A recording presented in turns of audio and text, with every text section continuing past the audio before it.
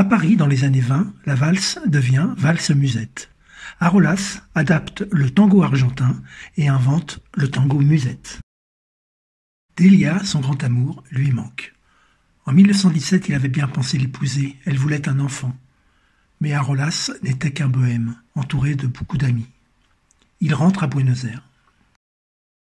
En 1922, une fête est organisée pour célébrer le retour de Lorenzo à Buenos Aires. Un prix spécial est remis pour le tango El Marne. Arolas compose beaucoup pour ne pas penser à Delia. Chez un ami, en une seule nuit, il composera 3 tangos.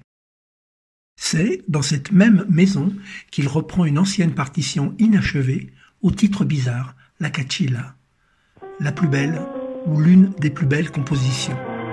Aucune dédicace sur la partition d'origine. Qui est Cachilla? Delia, une autre femme?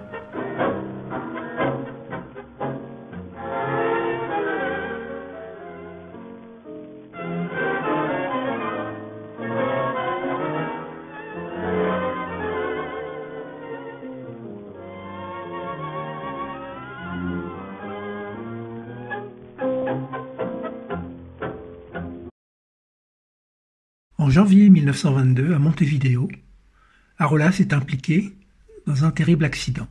Le procès pour homicide est inévitable. Avocat, témoignage, très gros ennuis en vue. Arolas doit se tenir loin de Montevideo. Il décide de partir. Paris semble le refuge idéal. Au dernier moment, il signe un contrat pour jouer à Monte-Carlo. Il n'y connaît personne, s'y ennuie, se sent étranger. Taciturne et seul, il boit. Delia l'obsède. Il pense revenir à Buenos Aires. Mais il part à Madrid. L'amour de Flora Merino ne suffit pas à le retenir. Dans le train pour Paris, la pensée obsédante de Delia ne le quitte pas. 1924. À Paris, Arolas connaît Bernadette, danseuse au cabaret Le Perroquet, où joue l'orchestre de son ami Manuel Pizarro. Bernadette, bien que fiancée, tombe amoureuse de Arolas, sans préoccuper qu'il soit ivre de temps à autre ou qu'il parle souvent de Delia. Arolas sombre dans la dépression. Sa capacité créative se réduit à néant. En 2 ans, il ne compose que Place Pigalle, dédicacée à ses propres souvenirs. Arolas boit bien plus qu'il ne joue. En juillet et en août, atteint d'une maladie pulmonaire, il consulte souvent le médecin. Il pense rentrer à Buenos Aires, et Bernadette dit qu'elle le suivra. Dans la nuit du 9 septembre 1924, Arolas quitte le Coq-Hardy à Montmartre, après avoir beaucoup consommé. Il se fait sérieusement agresser dans la rue et reste des heures blessé sur le trottoir.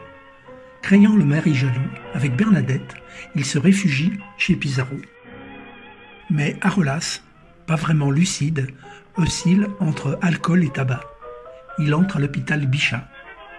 Il s'y éteint le 29 septembre en murmurant le surnom de Delia, mi chiquita, mi chiquita. Il est inhumé le 2 octobre au cimetière parisien de Saint-Ouen. Les Argentins présents à Paris, dont Manuel Pizarro, suivent le cortège.